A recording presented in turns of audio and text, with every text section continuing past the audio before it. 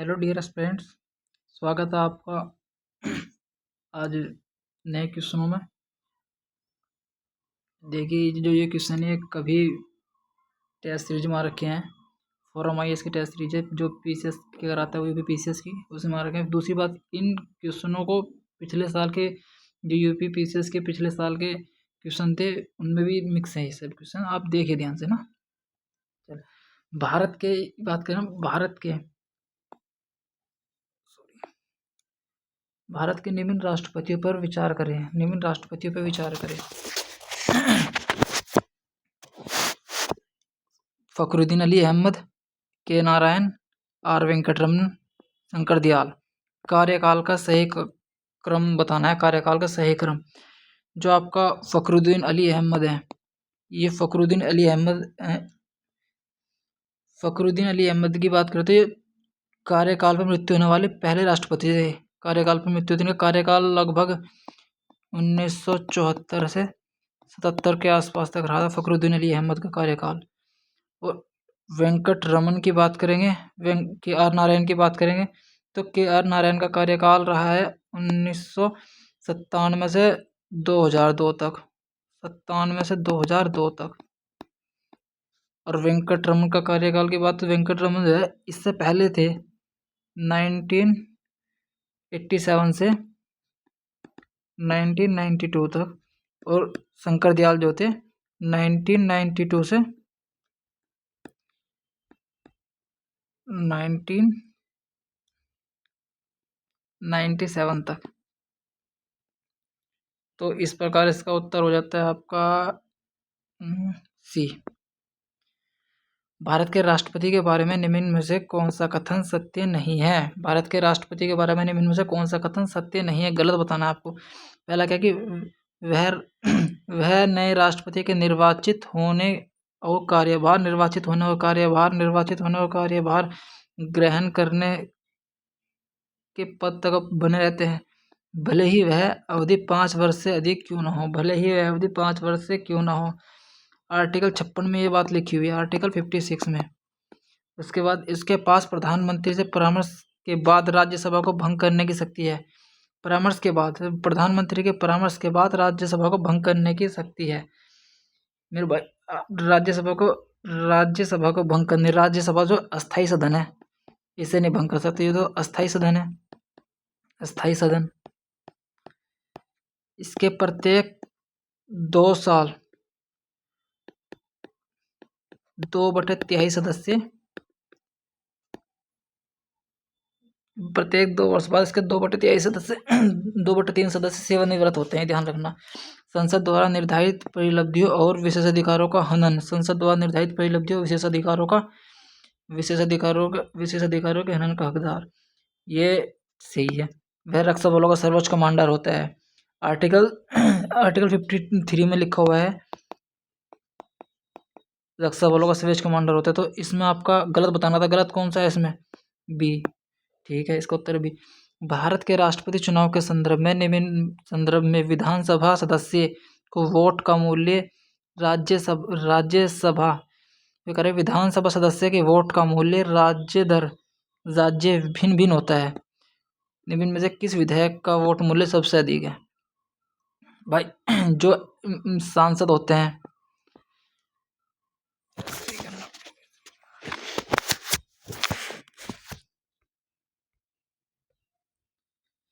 जो सांसद होते हैं,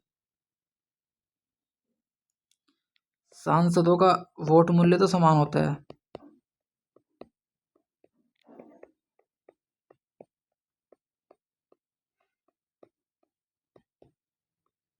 सभी सांसदों का वोट मूल्य समान होता है, परंतु जो आपके विधायक होते हैं इनका वोट मूल्य हर एक राज्य का अलग होता है। इसलिए सबसे अधिक वोट मूल्य जो है उत्तर प्रदेश का है। भारत के राष्ट्रपति की विधायी शक्तियों के संदर्भ में निम्न कथनों पर विचार कीजिए। भारत के राष्ट्रपति की विधायी शक्तियों के संबंध में निम्न कथनों पर विचार कीजिए। ये आप कह रहे हैं कि जब अध्यक्ष और उपाध्यक्ष दोनों पद पर रिक्त हों तो वह लोकसभा के किसी भी सदस्य को उसकी कार्यवाही की अध्यक्षता करने के लिए नियुक्त कर सकता है। अध्यक्ष और उपाध्यक्ष दोनों पद पर रिक्त हों, खाली हो, तो लोकसभा के किसी भी सदस्य को, ये ठीक है 54वां। फिर कह रहा कि साहित्य, विज्ञान, कला, समाज सेवा, विज्ञान या व्यवहारिक ज्ञान के अंदर 15 सदस्य नहीं है, 12 सदस्यों को नियुक्त कर सकता है, 12 सदस्यों को। इसलिए दूसरा गलत है। वह चुनाव आयोग के परामर्श से संसद की अयोग्यता के संबंध में मामलों में निर्णय लेता है, ये सही है। तीसरा, तो इसका कौन सा ठीक है? 1 और 3, 1 और 3। अब आप 55 पर चलिए। इसमें कौन सा अनुच्छेद राष्ट्रपति को संघ और राज्य के सिविल सेवकों की सेवा शर्तें के संबंध में नियम बनाने का अधिकार देता है? ये कह रहा है कि कौन सा आर्टिकल राष्ट्रपति को संघ और राज्य के सिविल सेवकों के संबंध में नियम कानून, सेवा शर्तें के संबंध में नियम कानून बनाने का अनुमति देता है? आर्टिकल 309 है, ये अनुमति देता है। साथ ही 310 जो है, इच्छा अनुसार सेवा के सिद्धांत से संबंधित है। इसमें सिविल सेवकों को सिविल सेवक को राष्ट्रपति या राज्यपाल की इच्छा पर पद धारण करने की बात की गई है आर्टिकल 10 में। जो राज्यपाल या इसकी इच्छा पर पद धारण करते हैं, जो 311 है, ये बर्खास्तगी के संबंध में है कि सिविल सेवकों को कैसे बर्खास्त किया जाता है। जो 312 है, 312 में आप बात करोगे तो इसमें नई सिविल सेवकों को भर्ती के लिए राज्यसभा जो है, राज्यसभा 2/3 से प्रस्ताव पारित करके नए सिविल सेवकों को गठन कर सकती है, सिविल सेवा का गठन कर सकती है।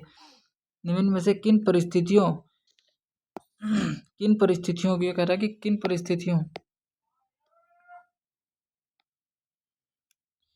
परिस्थितियों में उपराष्ट्रपति भारत के राष्ट्रपति के रूप में कार्य कर सकता है?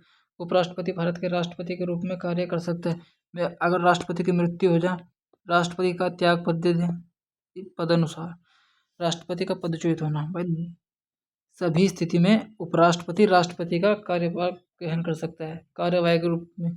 साथ ही 6 माह के अंदर चुनाव कराना अनिवार्य है। निम्न में से कौन सा युग्म सही नहीं है? उपराष्ट्रपति पर महाभियोग, मेरे भाई उपराष्ट्रपति पर तो महाभियोग लगता ही नहीं है, इसलिए ये सही नहीं है। बात करते हैं उपराष्ट्रपति का महाभियोग लगता ही नहीं है। फिर उपराष्ट्रपति का पद 64 ठीक है। राज्यसभा का सभापति होगा 64। 65, 66 राष्ट्रपति का निर्वाचन 66-67 अध्याय का है कि अगर राष्ट्रपति का आर्टिकल 67 में लिखा हुआ है कि अगर राष्ट्रपति का पद रिक्त हो जाए, राष्ट्रपति अपने काम अपना करने में समर्थ ना हो, तो उपराष्ट्रपति उसका कार्यभार करेगा। ये क्या 1833 के चार्टर अधिनियम में निम्न कथनों पर विचार कीजिए। इसमें ईस्ट इंडिया कंपनी के वाणिज्य कार्यों को समाप्त कर दिया और विशुद्ध रूप से प्रशासनिक निकाय बन गया। ईस्ट इंडिया कंपनी के वाणिज्य की करा कि ईस्ट इंडिया कंपनी जो है इसके वाणिज्य समाप्त कर दिया। दूसरा है, इसने ईसाई मशीनरों को भारत में आना कार्य करने की अनुमति दी। ये तो 1813 का एक्ट है, इसलिए दूसरा तो गलत है, पर पहला सही है। ईस्ट इंडिया 1833 के एक्ट से 1833 के एक्ट से जो वाणिज्य कंपनी थी इसको समाप्त कर दिया और ये विशुद्ध रूप से प्रशासनिक कंपनी बन गई। 1813 का अधिनियम से केंद्रीकरण की नींव होती है और 1813 के अधिनियम से ही बॉम्बे और मद्रास प्रेसिडेंसी को विधायी शक्तियाँ छीन ली जाती है और साथ ही 1813 के अधिनियम से ही बंगाली गवर्नर को भारत का गवर्नर बना दिया गया था। और वो लॉर्ड विलियम बेंटिंक पहले भारत के गवर्नर थे और विधि आयोग इसी के अध्यक्षता में गठित हुआ था, लॉर्ड मैकाले की अध्यक्षता में, बेंटिंक के काल में ही। चलो अब बात करते हैं भारत में राष्ट्रपति की विधायी शक्तियों के संबंध में निम्न कथनों पर विचार कीजिए। विधायी शक्तियों कौन सा सही है? राष्ट्रपति की सिफारिश के बिना अनुदान की कोई मांग नहीं की जा सकती। राष्ट्रपति की सिफारिश के बिना अनुदान की कोई मांग नहीं की जाती, ठीक है। राष्ट्रपति वार्षिक वित्तीय विवरण, ये कह रहा है कि राष्ट्रपति जो है वार्षिक वित्तीय विवरण संसद के दोनों सदनों के समक्ष प्रस्तुत करवाता है। राष्ट्रीय वित्तीय विवरण आर्टिकल 112 जिसमें बजट की बात की गई है, आर्टिकल 112 जिसमें बजट की बात की गई है, ये ध्यान रखना, ये भी सही है, इसलिए दोनों सही है।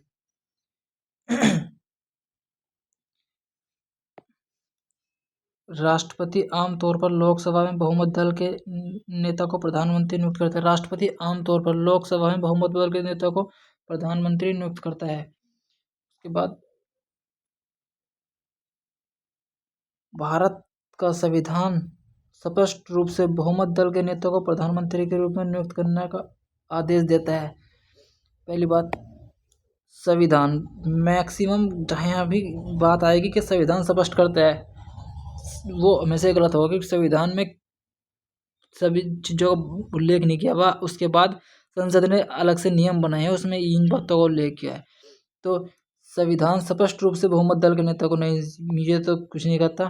फिर है राष्ट्रपति, आमतौर पर लोकसभा में, आमतौर पर भारतीय संसद द्वारा पंचायत अधिनियम कब पारित किया गया? पेसा एक्ट बोलते हैं इसे, पेसा एक्ट जो आता था 1996 में आता। पेसा एक्ट कब पारित किया गया? पेसा एक्ट आया 1996 में, ध्यान रखना। 24 दिसंबर 1996 में पेसा एक्ट आया था। ये उन क्षेत्रों में था जो संविधान के अनुसूचित क्षेत्रों में पंचायती राज को लागू करने के लिए लाया गया था। अनुसूचित क्षेत्रों में पंचायती राज को लागू करने के लिए लाया गया था।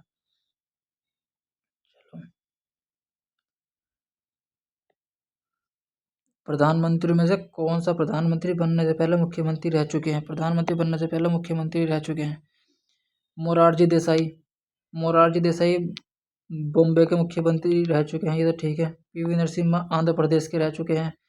वीपी सिंह कहाँ के रह चुके हैं? वीपी सिंह तो शायद उत्तर प्रदेश के रह चुके हैं ना। हाँ, उत्तर प्रदेश के शायद ये रह चुके हैं। ये आंध्र प्रदेश के हैं और ये बॉम्बे वाले क्षेत्र के, जब अविभाजित गुजरात था। उसके बाद चंद्रशेखर सीएम बने थे 91-92 के आसपास। चंद्रशेखर पीएम बने थे पर सीएम नहीं बने थे, इसलिए 1 2 3 सही है।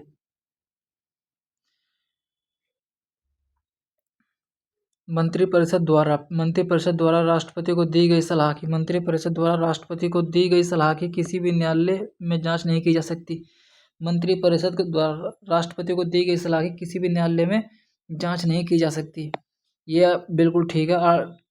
74B के तहत 74B ये कहता है कि मंत्रिपरिषद द्वारा राष्ट्रपति को सलाह दी जाती है, न्यायालय में जांच नहीं की सकती। हाँ, न्यायालय उन तथ्यों की जांच अवश्य कर सकता है जिन तथ्यों को राष्ट्रपति के सामने रखा गया है।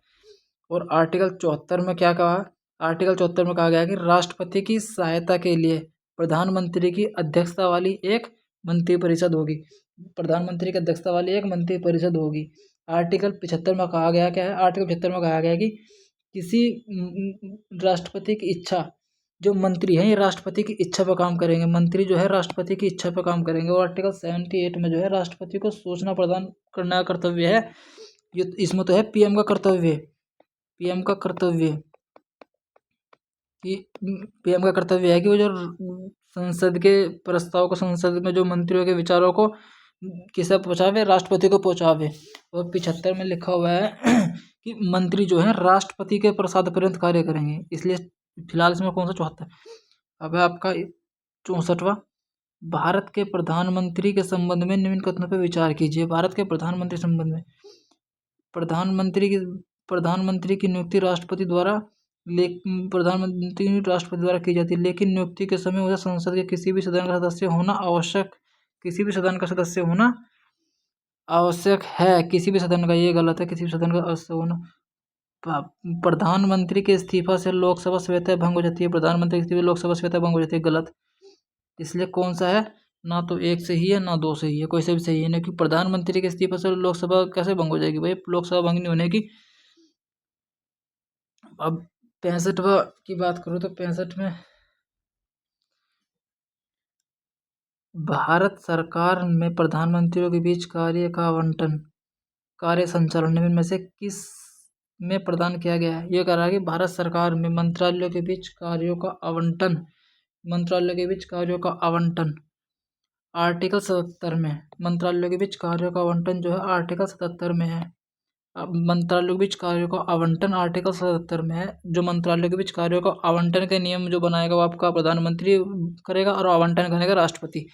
और आर्टिकल 75 में आपको बताया था कि मंत्रिपरिषद के जो मंत्री होंगे वे राष्ट्रपति के प्रसाद पर्यंत कार्य करेंगे। और 79 में संसद का उल्लेख है जिसमें कहा गया है कि राष्ट्रपति प्लस 2 सदन होंगे 79 में। और 80 में क्या है? राज्यसभा का उल्लेख है। 80 में राज्यसभा है। 79 में आपको बता दें, 79 में उल्लेख है कि संसद में राष्ट्रपति प्लस 2 सदन होंगे। और 75 में आपको बता दिया कि मंत्री जो हैं राष्ट्रपति के पद पर्यंत कार्य करेंगे। अब बात करते हैं भारत के महान्यायवादी के बारे में, कथनों पर विचार कीजिए। MC शीतलवाड़ा स्वतंत्र भारत के पहले महान्यायवादी थे। MC शीतलवाड़ा स्वतंत्र भारत के पहले न्यायवादी थे। MC शीतलवाड़ा स्वतंत्र भारत के पहले न्यायवादी थे, बिल्कुल ठीक है। फिर ये कह रहा के वेणुगोपाल भारत के वर्तमान भारत के वर्तमान महान्यायवादी हैं भाई। के वेणुगोपाल नहीं है भारत के वर्तमान महान्यायवादी। वर्तमान महान्यायवादी है आर वेंकटरमनी।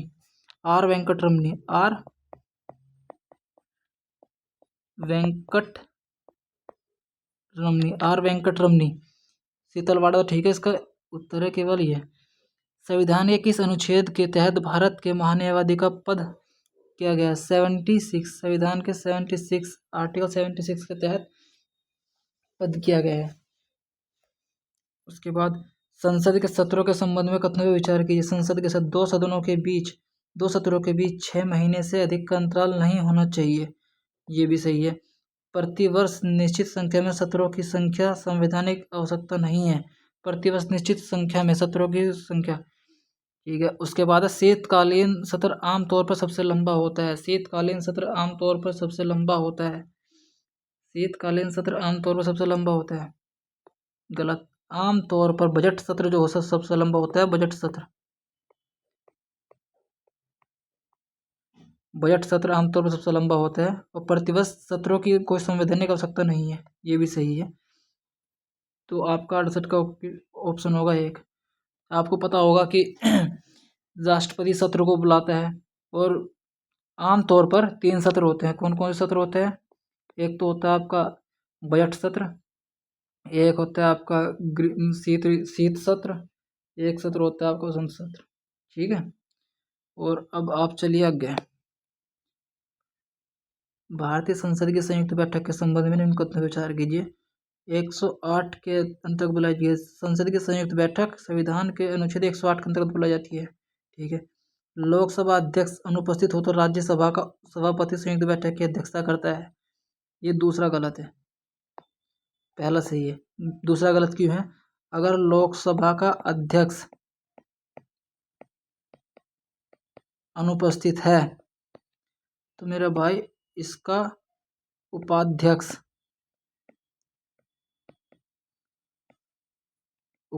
करेगा, ना कि राज्यसभा का सभापति। अगर उपाध्यक्ष भी नहीं है तो फिर करेगा, अगर उपाध्यक्ष भी नहीं है तो फिर राज्यसभा का उपसभापति करेगा। उपाध्यक्ष भी नहीं है तो फिर राज्यसभा का उपसभापति करेगा। उपसभापति संयुक्त बैठक की अध्यक्षता करता है, ठीक है। अब ये कह रहा है कि सुमेलित कीजिए नीचे दिए गुटों को। एक तरफ राज्य है, लोकसभा है भाई।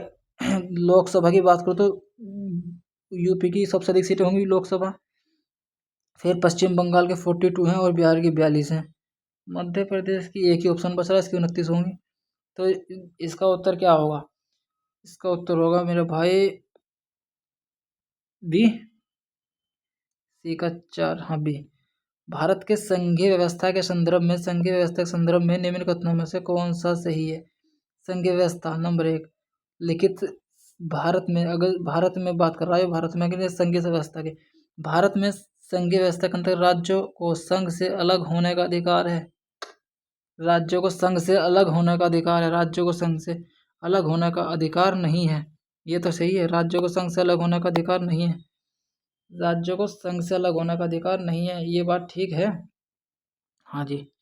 उसके बाद अलगाव की न्यायवाद वकालत को अभिव्यक्ति की स्वतंत्रता का संरक्षण है। नहीं, अलगाव, अगर कोई असंगठित तत्व देश में अलगाव की स्थिति उत्पन्न करते हैं तो ना अभिव्यक्ति स्वतंत्रता नहीं है। जैसे ही अभिव्यक्ति की स्वतंत्रता का संरक्षण प्राप्त है, ये गलत संरक्षण प्राप्त नहीं, इसलिए पहला सही है। जो संघ में शामिल राज्य हैं उन्हें अलग होने का अधिकार नहीं है। फिर भारतीय संसद की प्रक्रिया नियम के अंतर्गत प्रस्ताव में मोटे तौर पर कितनी श्रेणी में वर्गीकृत किया जाता है? प्रस्ताव को मोटे तौर पर 3 श्रेणियों में वर्गीकृत किया जाता है। 3 श्रेणियों में वर्गीकृत किया जाता है। 73वां भारतीय संसद में लोकसभा के विघटन पर विधेयकों के अंतर्गत होने वाले संबंध में विधेयकों के व्यापकत होने पर विचार स्थिति पर विचार कीजिए। लोकसभा में लंबित विधेयक, ये कह रहा है कि जो लोकसभा के विघटन हो जाते हैं, लोकसभा जब संसदन में नहीं रहती, विघटन हो जाता है, तो कौन कौन से बिल हैं जो कलेप्स हो जाते हैं? लोकसभा में लंबित विधेयक व्यापकत हो जाते हैं। लोकसभा में लंबित विधेयक व्यापकत हो जाते हैं, ये तो सही है। फिर आप देखोगे इसमें कहा कि लोकसभा द्वारा पारित और राज्यसभा में लंबित विधेयक व्यापकत नहीं होते। मेरे भाई ये गलत है, क्योंकि ये भी व्यापकत हो जाते हैं, क्योंकि जब राज्यसभा के बाद फिर लोकसभा में जाएगा तो व्यापकत हो जाएगा। राज्यसभा में लंबित लंबित लंबित लेकिन लोकसभा द्वारा पारित नहीं किया गया विधेयक व्यापकत नहीं होता, सही है। दोनों सदनों द्वारा पारित लेकिन राष्ट्रपति की स्वीकृति के लिए लंबित विधेयक व्यापकत नहीं होता, ये भी सही है। इसका उत्तर क्या है? 1, 3, 4, 73 का आंसर है आपका डी। आप इस बात को समझिए, अगर जो कोई विधेयक लोकसभा में लंबित है तो लोकसभा भंग होने पर वो व्यापकत हो जाएगा, और लोकसभा द्वारा पारित कर दिया गया और राज्यसभा में लंबित है तो भी वह व्यापकत हो जाएगा। केवल राज्यसभा में लंबित है, लोकसभा द्वारा पारित कर दिया गया दोनों बार राज्यसभा में लंबित, तो वह व्यापकत नहीं होने का। राष्ट्रपति स्वीकृति के अधीन दोनों सदनों द्वारा पारित, अगर जो दोनों सदनों ने पारित कर दिया, राष्ट्रपति की स्वीकृति के लिए पहुंचेगा तो वो लंबित नहीं होने का। दूसरी बात, अगर राष्ट्रपति ने संयुक्त बैठक बुलाने का प्रावधान कर दिया तो मेरे भाई लोकसभा भंग होने के बाद भी लंबित नहीं होगा, पहले लोग बैठक होगी संयुक्त।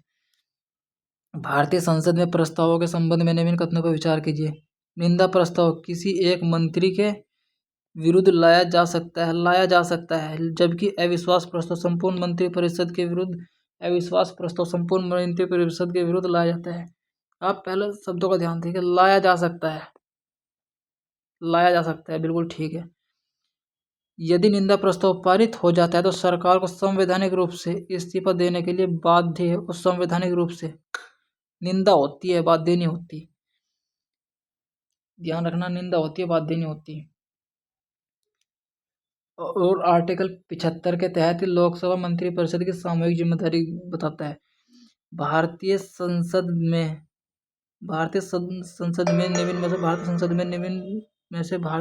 में निम्नलिखित प्रकार के विधेयकों पर विचार कीजिए। केवल लोकसभा में ही प्रस्तुत किए जा सकते हैं। ऐसे कौन कौन से विधेयक है केवल लोकसभा में प्रस्तुत किए? धन विधेयक आर्टिकल 110, और वित्त विधेयक जो है आर्टिकल 117। वित्त विधेयक जो है आर्टिकल 117। धन विधेयक जो है कर से संबंधित है। धन विधेयक में कौन कौन सी सूची होती है? जैसे कराधान होगा, उधारी होगी, कर को हटाना, कर को लगाना, ये धन विधेयक में आ जाएगा। और वित्त विधेयक में जो है आर्टिकल 110 के अंतर्गत जो विषय हैं तो शामिल हैं, प्लस अन्य विषय भी शामिल हो सकते हैं, अन्य विषय भी शामिल है। तो ये जितने भी विधेयक दोनों को पेश करने सबसे पहले लोकसभा में पेश किए जाएंगे, उसके बाद राज्यसभा में जाएंगे। अब बात कर संविधान संशोधन विधेयक। संविधान संशोधन विधेयक में भाई लोकसभा भी जा सकता है और राज्यसभा भी, कोई भी शुरू कर सकती है, परंतु संयुक्त बैठक नहीं है इसमें भी। तो कौन से ठीक है? 1, 2, 75 का भाई उत्तर बी है। चलो, आर्टिकल 105 विशेषाधिकार, सदन के विशेषाधिकार की बात करता है। पहला आप यहाँ देखें, सदन के विशेषाधिकार की बात करता है आर्टिकल 105 सदन के विशेषाधिकार। तो बी का 2 है, यूँ नहीं होने का, ठीक है। उसके बाद बात करते हैं आर्टिकल 118 अनुच्छेद 118 संसद में प्रत्येक सदन की प्रक्रिया के नियमन की बात करता है। सी का 3, ये नहीं होने का, सी का 3। 76 का उत्तर तो 1 होगा, परंतु आप ये देखिए कि आर्टिकल 88 अटॉर्नी जनरल की कार्यवाही में भाग लेने का अधिकार। अटॉर्नी जनरल कार्यवाही में 20 जो है संसद में प्रयुक्त होने वाली भाषा है। आर्टिकल 20 संसद में प्रयुक्त होने वाली भाषा है, ठीक है। सरकार के अधीन लाभ का पद धारण करने से संविधान के किस अनुच्छेद के अंतर्गत संसद सदस्य को अयोग्य ठहराया जा सकता है?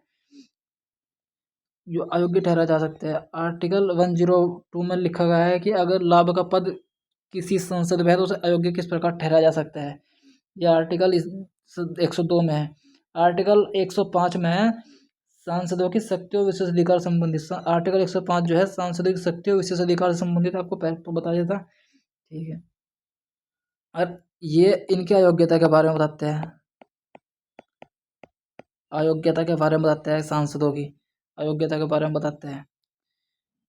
अब 2017 में जो रेल बजट था, रेल बजट को केंद्रीय बजट में विलय निम्न में से किस समिति के द्वारा किया गया था? रेल बजट को विवेक देवराय समिति, विवेक देवराय समिति, विवेक देवराय समिति के द्वारा रेल बजट को शामिल किया गया था केंद्रीय बजट में, विवेक देवराय समिति के द्वारा। आप संथानम समिति का पता होगा, संथानम समिति कब गठित की गई? संथानम समिति 1962 में गठित की गई थी और ये भ्रष्टाचार के विरोध में है। संथानम समिति भ्रष्टाचार के रोकथाम के लिए इसके तहत 1964 में फिर CBC की स्थापना की गई थी, केंद्रीय सतर्कता आयोग की स्थापना की गई थी। और राकेश समिति का आपको पता होगा, बुनियादी ढांचे के लिए जानी जाती है राकेश समिति। बुनियादी ढांचे के लिए इसमें आपका रेल हो जाएगी, सड़क हो जाएंगे, बंदरगाह, जैसे इनके वित्त पोषण की बात की गई थी।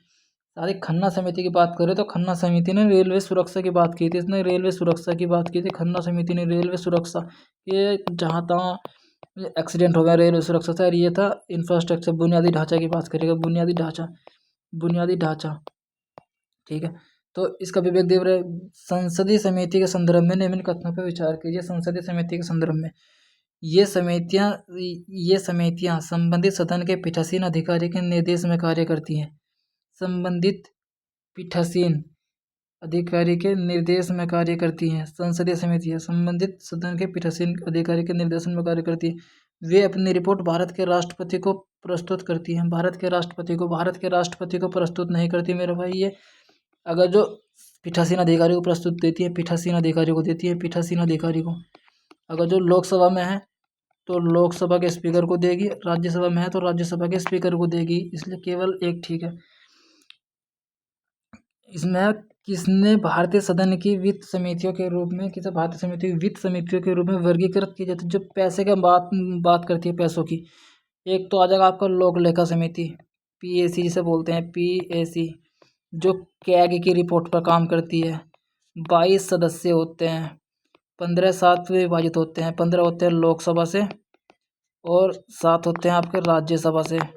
साथ ही 1919 के अधिनियम से ये गठित हुई थी, 1919 के अधिनियम से गठित हुई थी 1922 में। ये ध्यान रखना, 1919 के अधिनियम से गठित हुई थी 1922 में। और मेरे भाई और कौन सी समिति होगी? 4 तो ठीक है। फिर सार्वजनिक उपकरणों की समिति, सार्वजनिक उपकरणों की समिति, सार्वजनिक उपकरणों की समिति हो जाएगी, सार्वजनिक उपकरणों की समिति हो जाएगी। एक होती है आपकी एस्टीमेट समिति, जिसे अनुमान समिति बोलते हैं, अनुमान समिति होती है, अनुमान समिति, एस्टीमेट समिति, ये भी वित्त से संबंधित होती है। इसमें तो है नहीं है, परंतु 2 3 है नहीं है, तो 1 और 4, इसका उत्तर है आपका डी, इसका आंसर आपका डी। अब भारत के राष्ट्रपति के चुनाव के संदर्भ में जिसे भारत के सर्वोच्च न्यायालय ने शून्य घोषित कर दिया, निम्न में से कौन सा कथन से? उपराष्ट्रपति, ऐसी घोषणा से पूर्व उपराष्ट्रपति के रूप में उसके द्वारा किए गए कार्य वैध माने जाएंगे। उपराष्ट्रपति के रूप में किए गए कार्य वैध माने जाएंगे, बिल्कुल ठीक है। ऐसी घोषणा के दिन उपराष्ट्रपति के रूप में उसने किए गए कार्य वैध नहीं माने जाएंगे, उपराष्ट्रपति के कार्य वैध नहीं माने जाएंगे, ये भी ठीक है। सपोज करो सर्वोच्च न्यायालय ने आज फलाना तारीख है, इस तारीख को कहा कि उपराष्ट्रपति का पद रिक्त होता है, परंतु उसने ये वहाँ से बैठे हुए आदेश जारी कर दिया, कोई उस दिन जो कार्य किया वो वैध नहीं माना जाएगा, जो जिनसे सर्वोच्च न्यायालय ने शून्य घोषित उपराष्ट्रपति के रूप में दूसरा, ठीक है। तो इसका उत्तर है केवल एक। भारतीय संसद की लोक लेखा समिति PAC जो कैग के रूप में कार्य करते हैं, यह नियंत्रण वार्षिक लेखा रिपोर्ट की जांच करती है, ठीक है। PAC का अध्यक्ष हमेशा सत्तारूढ़ दल का सदस्य होता है, हमेशा ध्यान रखना, हमेशा। इसकी स्थापना 1919 के अधिनियम से 1921 में की गई थी, 1919 के प्रावधानों के तहत, ये भी ठीक है। दूसरी बात, 1967 तक की बात करो तो 1967 तक तो इसका सत्तारूढ़ दल का ही अध्यक्ष था, परंतु 67 के बाद विपक्षी दल का अध्यक्ष इसका विपक्षी दल जो है इसकी अध्यक्षता करता है, इसलिए 1 और 3 ठीक है, इसलिए 1 और 3 ठीक है। अब बात करते हैं 83 की। संविधान में मूलतः सर्वोच्च न्यायालय के मुख्य न्यायाधीश, संविधान में मूलतः सर्वोच्च न्यायालय के मुख्य न्यायाधीश 33 तथा अन्य न्यायाधीशों का प्रावधान है। मेरा भाई मूल संविधान में तो गलत है, मूल संविधान में तो 1+7 था ना, 7 थे मूल संविधान में तो, मेरा भाई अधिकतम 7 न्यायाधीश थे, 1+7 8 ही हो रहे थे कुल, तो ये तो गलत है। ये फिलहाल 2025 के द्वारा देखा जाएगा तो 1+33 34 हो रहे। संसद कानून का सर्वोच्च न्यायाधीशों की संख्या बढ़ा सकती है, ठीक है, 2। अब बात करते हैं आपके 84 क्वेश्चन की। 84 क्वेश्चन की अब आर्टिकल 126, आर्टिकल 126 में क्या है? आर्टिकल 126 में है मेरे भाई 137, 122, 222, 145 उच्च न्यायालय का स्थानांतरण की बात कर रही है। एक तरफ है सर्वोच्च न्यायालय के न्यायालयों की समीक्षा की बात की गई है, भारत के कार्यवाहक मुख्य न्यायाधीश की बात की गई है, और सर्वोच्च न्यायालय के नियम की बात की गई। पहली बात 126 जो है कार्यवाहक न्यायाधीश की बात करते हैं, मुख्य कार्यवाहक न्यायाधीश की बात, ये नहीं होने का और ये नहीं होने का। उसके बाद भाई जो आपका 137 है, आर्टिकल 137 समीक्षा करता है, सर्वोच्च न्यायालय की न्यायिक निर्णयों की समीक्षा, अपने निर्णयों को समीक्षा कर सकता है, फिर न्यायालय की समीक्षा कर सकता है, ये नहीं होगा। अब आर्टिकल 222, आर्टिकल 222 उच्च न्यायालय के न्यायाधीशों के स्थानांतरण। इस आर्टिकल 222 में क्या कहा गया है कि राष्ट्रपति उच्च न्यायालय के न्यायाधीशों का स्थानांतरण के लिए संबंधित उच्च न्यायालय के मुख्य न्यायाधीश तथा सर्वोच्च न्यायालय के मुख्य न्यायाधीश से सलाह लेगा। और 145 जो है सर्वोच्च नियम की बात करता है। इसका उत्तर है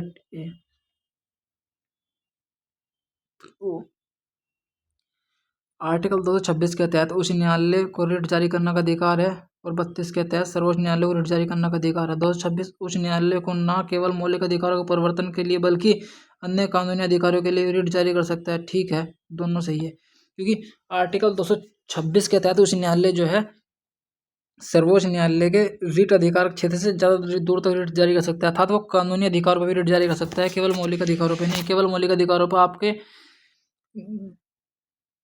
सर्वोच्च न्यायालय जारी करता है। चलिए आगे बढ़िए। 86वां इलाहाबाद के यो करा 1866 में इलाहाबाद उच्च न्यायालय की स्थापना की गई थी। 1866 में 1861 के अधिनियम के द्वारा। इससे पहले मुख्य न्यायाधीश के रूप में किसे नियुक्त किया गया था? वोल्टर मॉर्गन को। Walter Morgan.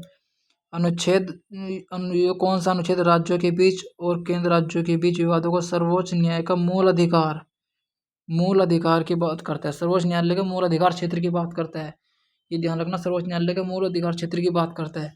देख, एक तो केंद्र राज्य स्टेट एंड सेंटर, दूसरी बात स्टेट टू स्टेट, तीसरी बात राष्ट्रपति या फिर उपराष्ट्रपति,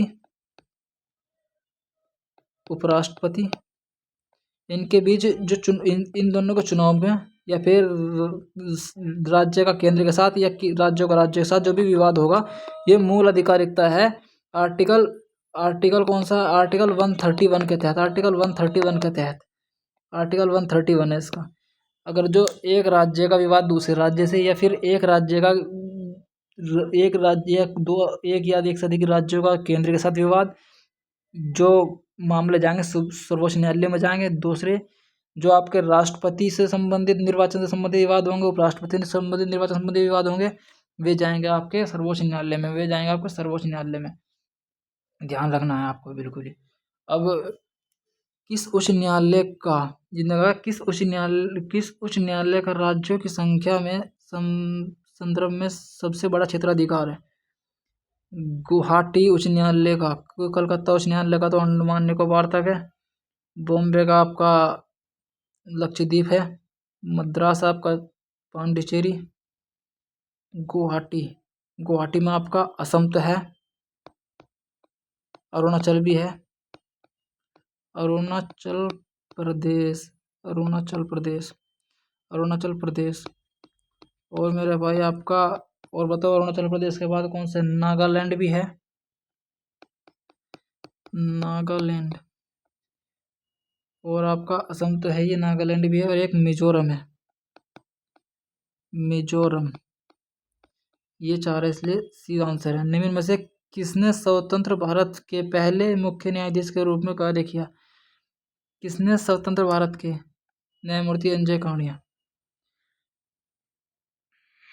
अब इसमें आइए, भारत के 3 न्यायाधीशों के संबंध में निम्न कथनों पर विचार कीजिए। प्रथम न्यायाधीश मामला 1981 की न्यायिक नियुक्ति की कार्यपालिका की प्रधानता को बरकरार रखता है। इसे फर्स्ट जजेस केस बोलते हैं। फर्स्ट जजेस केस में कहा गया था कि जो न्यायाधीश होगा, न्यायाधीश फर्स्ट जजेस केस की बात करता हूँ। फर्स्ट जजेस केस में कहा गया था कि जो आपका उच्च न्यायालय, फर्स्ट जजेस केस में कहा था कि जो न्यायाधीश है, न्यायाधीश राष्ट्रपति को सलाह देगा और सलाह मानने के लिए राष्ट्रपति बाध्यकारी नहीं है, अर्थात राष्ट्रपति कार्यपालिका का प्रमुख है। राष्ट्रपति को ही न्यायाधीश की नियुक्ति करने का हक है। तो कुल मिला के कार्यपालिका की प्रधानता की गई थी, सलाह जो है बाध्यकारी नहीं कही गई थी।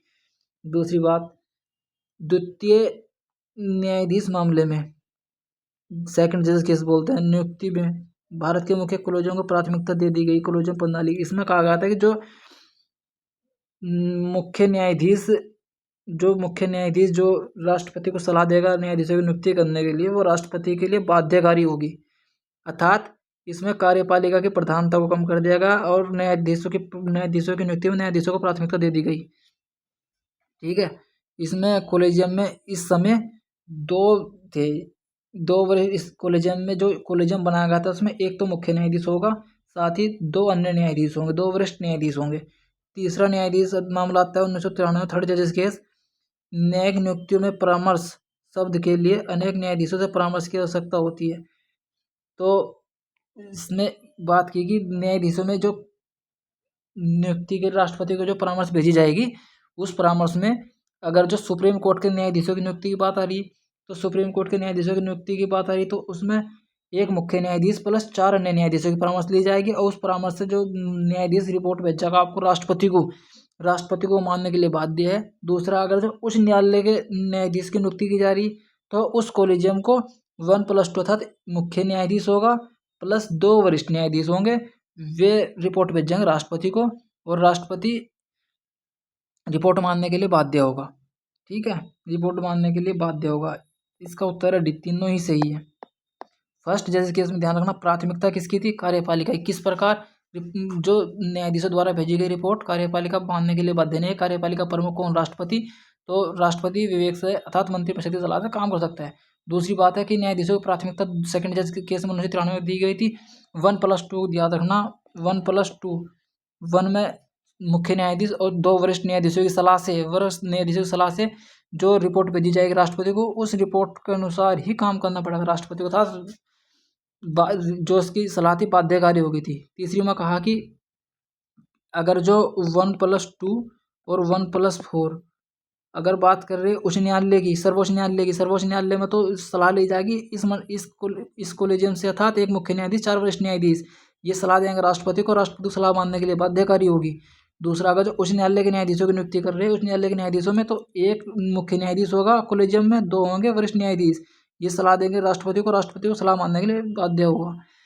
फिर आर्टिकल 19 के तहत, आर्टिकल 19 गारंटीकृत नहीं है। 19 के तहत शांतिपूर्ण बिना हथियार के एक होने की स्वतंत्रता है। संपत्ति के स्थायित्व, मेरा भाई ये आर्टिकल 19F में था, 19F के क्लोज F में था, इसे हटा दिया गया था। 44वां कॉन्स्टिट्यूशन 1978 में वैसे लगा दिया गया था 300A। इसके लिए आर्टिकल 226 के तहत रिट जारी की जा सकती है, इसलिए ये तो नहीं है आर्टिकल 19 में। जब पूरे देश में स्वतंत्र रूप से घूमने की, ठीक है, किसी भी व्यापार या पैसे का अभ्यास करने की स्वतंत्रता, किसी भी व्यापार या पैसे का अभ्यास करने की स्वतंत्रता, ये भी सही है। परंतु कुछ व्यापार और पैसे हैं जिसके लिए सरकार से लाइसेंस लेना पड़ता है, ये भी ध्यान रखना आपको। आपका 92 की बात करते हैं। 92 में क्या है? किसी मामले में सुप्रीम कोर्ट ने फैसला दिया कि 24 अप्रैल 1973 के बाद 9वीं अनुसूची में शामिल किए गए कानून न्यायिक समीक्षा के लिए खुले हैं यदि वे मौलिक अधिकारों का उल्लंघन करते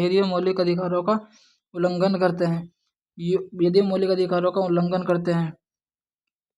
IRKLO बनाम तमिलनाडु 2007 का मैटर है, जिसमें कहा गया था कि 24 अप्रैल 1973 जो केशवानंद भारती केस की डेट है, इससे पहले जो 9वीं अनुसूची में शामिल है उनकी न्यायिक समीक्षा नहीं की जाएगी। जो इसके बाद कानून शामिल किए गए 9वीं अनुसूची में उनकी न्यायिक समीक्षा की जा सकती है अगर वे मौलिक अधिकारों का उल्लंघन करते हैं, तिरालीस 93 क्वेश्चन देखिए, किसी राज्य के राज्यपाल के रूप में नियुक्त होने के लिए निम्न में से कौन सी संवैधानिक योग्यताएं निर्धारित की गई है? भारत का नागरिक होना चाहिए, ठीक है। भारत व्यक्ति की 35 वर्ष आयु पूरी हो चुकी हो, वो भी ठीक है। व्यक्ति को जीवन के किसी क्षेत्र में प्रतिष्ठित होना चाहिए, नहीं ये तो नहीं है, इसलिए 1 और 2 सही है। यो जो आपकी सिफारिश दी थी किसी राज्य का राज्यपाल बनने के लिए उस व्यक्ति को जीवन के किसी न किसी क्षेत्र में प्रतिष्ठित होना चाहिए, ये सरकारी आयोग ने सलाह दी थी। सरकारी आयोग का गठन कब किया गया था? 1983। ध्यान रखना, सरकारी आयोग का गठन कब किया गया था? 1983 में, ये ध्यान रखना, सरकारी आयोग 1983। अब आप आगे चलिए, किस अनुच्छेद के तहत राज्यपाल को अध्यादेश जारी करने का शक्ति प्राप्त है? 213। अगर विधानसभा सत्र में नहीं है तो अध्यादेश जारी कर सकता है राज्यपाल द्वारा जारी किए गए अध्यादेश विधानमंडल द्वारा पारित किए गए कानून के समक्ष ही वैल्यू रखते हैं, परंतु 6 सप्ताह बाद इसे पारित करना होगा, 6 सप्ताह बाद पारित करना होगा, 2 सदनों की बैठक के बाद, ठीक है। एक तो 6 सप्ताह याद रखना आपको, ठीक है। और 215 के तहत ये घोषित किया कि उच्च न्यायालय अभिलेखी न्यायालय है। आर्टिकल 215 जो है उच्च न्यायालय था, जो हाई कोर्ट है वो एक अभिलेखीय न्यायालय है, ठीक है। 214 कहता है कि उच्च न्यायालय का प्रावधान करता है प्रत्येक राज्य के लिए एक उच्च न्यायालय होगा, 214 212 न्यायालयों द्वारा विधायी कार्यवाही की जांच न करने संबंधित है। अब राज्यपाल के संबंध में कौन सा कथन सही नहीं है? कितने भी विभाग पुनर्नियुक्ति के पात्र होते हैं, अच्छा। दूसरा है उसकी उपलब्धि विशेषाधिकार संसद द्वारा निर्धारित किए जाते हैं। उसे पदावधि के दौरान सभी आपराधिक कार्यवाही से छूट होती है। शपथ भारत के राष्ट्रपति द्वारा दिलाई जाती है। शपथ भारत के राष्ट्रपति नहीं भाई, राज्य के हाई कोर्ट जो होता है उसके न्यायाधीश द्वारा शपथ दिलाई जाती है, इसलिए गलत है ये। निम्न में से कौन सा उत्तर प्रदेश में सबसे लंबे समय तक राज्यपाल रहा? आनंदीबेन पटेल। निम्न में से किस राज्य विधानसभा ने 2021 में विधान परिषद की मांग करते हुए प्रस्ताव पारित किया? पश्चिम बंगाल ने 2021 में आर्टिकल 169 के तहत विशेष बहुमत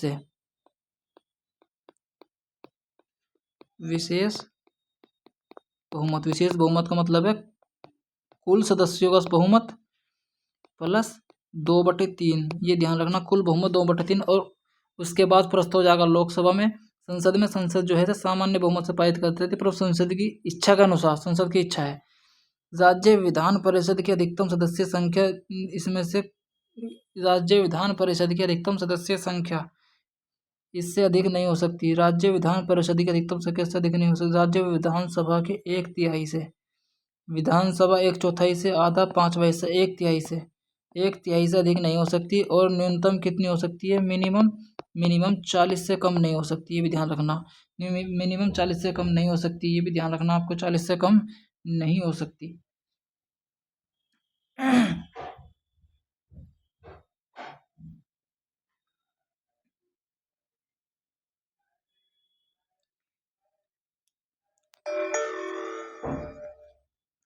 निम्न में से किस राज्य समूह में मंत्रिपरिषद में एक जनजातीय कल्याण मंत्री होना अनिवार्य है? जनजातीय कल्याण मंत्री होना अनिवार्य है। झारखंड, उड़ीसा, छत्तीसगढ़। दूसरा है मध्य प्रदेश, छत्तीसगढ़, झारखंड। मध्य प्रदेश, छत्तीसगढ़, झारखंड। मध्य प्रदेश, छत्तीसगढ़, झारखंड, इसका है बी।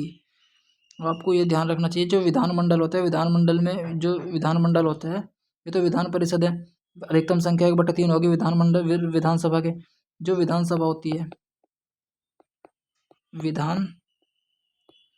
सभा जो है, इस विधानसभा में होता क्या है कि जो विधानसभा है, इस विधानसभा में एक तो होती है मैक्सिमम 500 और मिनिमम कितनी सीट होती है, ये दिया बताना आप कमेंट में कितनी होती है। आज इतना ही करेंगे।